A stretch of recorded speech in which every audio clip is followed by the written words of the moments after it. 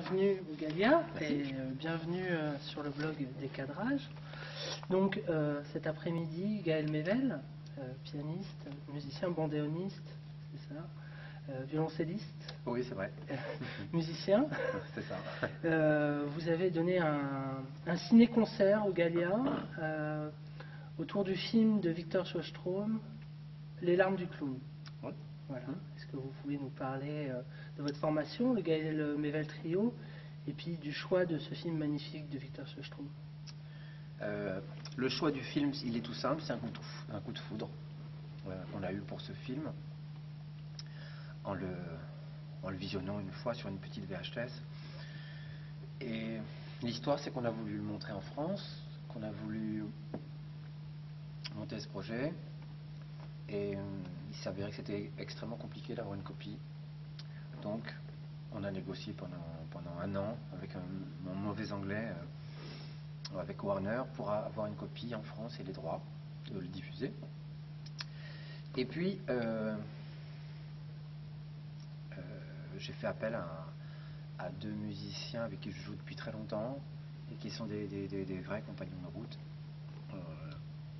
Jacques Di Donato, avec qui je joue depuis 10 ans, et puis Thierry, peut-être une bonne vingtaine.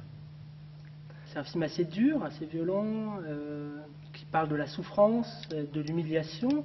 Alors qu'est-ce que ce film a apporté à votre musique, et qu'est-ce que vous, avec votre musique, vous apportez au film?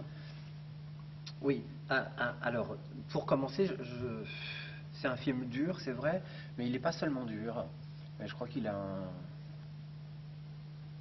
il est un peu sans jugement, je trouve, sur les personnages. C'est peut-être ça qui est assez troublant finalement. C'est que chacun tient son rôle. Et finalement, même si la fin n'est pas très drôle, effectivement, si l'histoire de cet homme est vraiment tragique, en fait, à chaque fois, il va transformer ce qui lui arrive. Hein, et voilà, il est humilié, on lui prend tout, il est giflé, mais il en fait un numéro de clown. Il transforme vraiment son malheur en quelque chose d'autre. Et finalement, même s'il meurt à la fin, il va sauver l'amour de ces deux jeunes gens. Donc je crois que le film est beaucoup plus ambigu que ça, beaucoup plus large en fait. C'est un film d'une extraordinaire richesse. C'est ça, je crois, qui m'a touché. Très bien. Et pour ce qui est de la musique, bah, effectivement, si la palette des sentiments est fine, bah, c'est sûr que pour nous, ça ouvre une palette fine si on sait écouter, si on sait... Voilà. Vous jouez notamment, à chaque fois qu'il est question de l'amour, donc de Beaumont avec Consuelo, sur le silence, et avec, en écho, disons, à une phrase que dit donc Beaumont à Consuelo vers trois quarts du film: c'est moi qui vous aime en silence. Donc c'est quoi ce travail aussi sur le silence, des micro-sons, tout un travail que le percussionniste Thierry fait un peu en arrière-fond. Donc quelle était votre optique, enfin votre...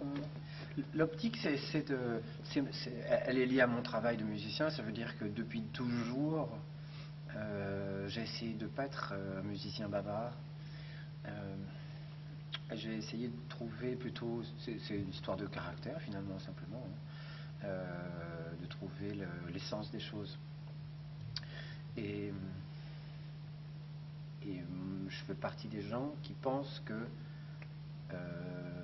la musique naît du silence. C'est pour moi très très évident.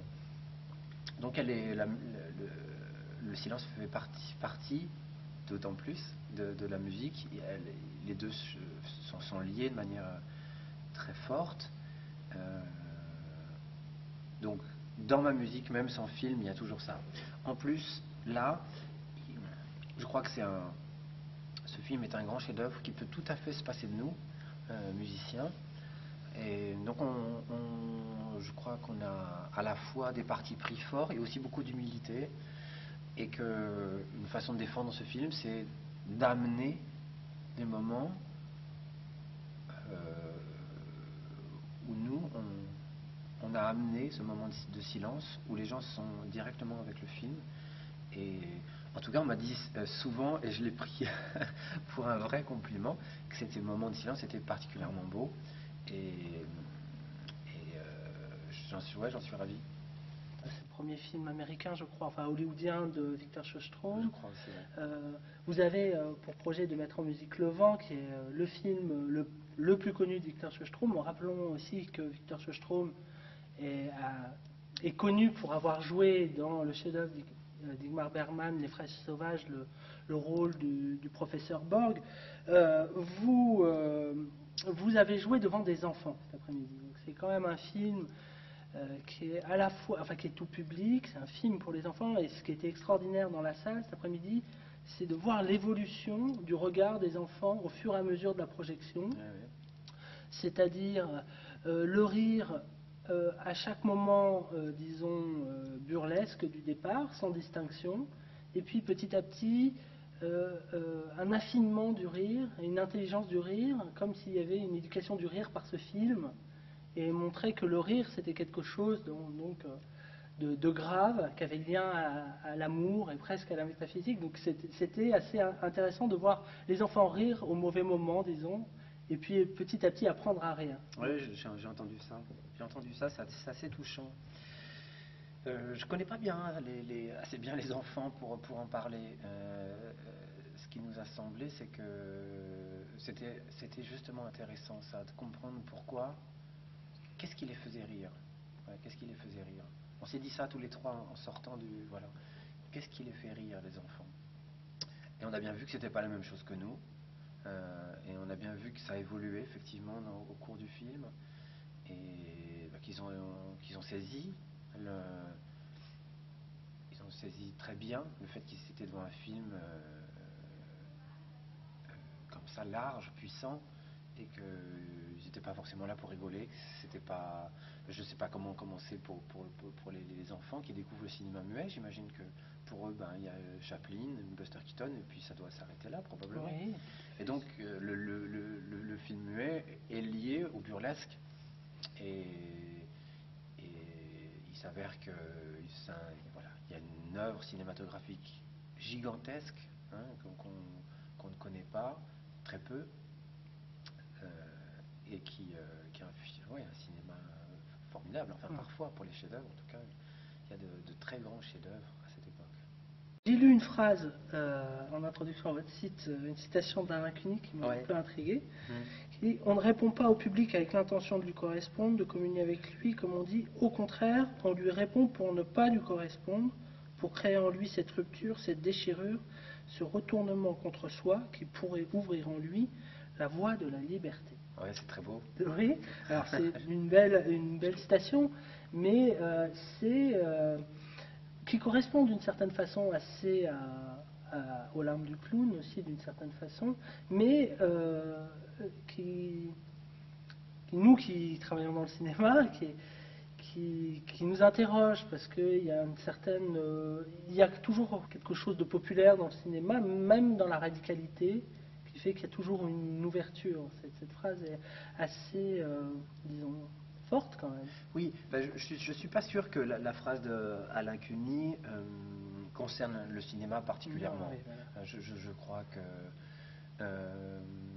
elle concerne peut-être plus particulièrement son travail d'homme de théâtre, bien qu'il soit acteur, qu'il soit réalisateur pour le cinéma.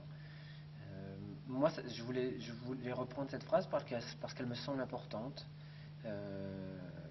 C'est comme ça que moi je pense mon métier de musicien. Je ne vais pas devant les gens pour leur plaire. Je vais devant les gens pour... en tout cas, je trouve que c'est mon honneur de musicien, c'est d'aller devant les gens et de leur proposer ce que je peux faire de plus singulier, parce que ça va toucher en eux quelque chose qu'ils ne connaissaient pas. Et donc, c'est ce que dit si bien ce texte, donc peut-être ils vont changer un peu.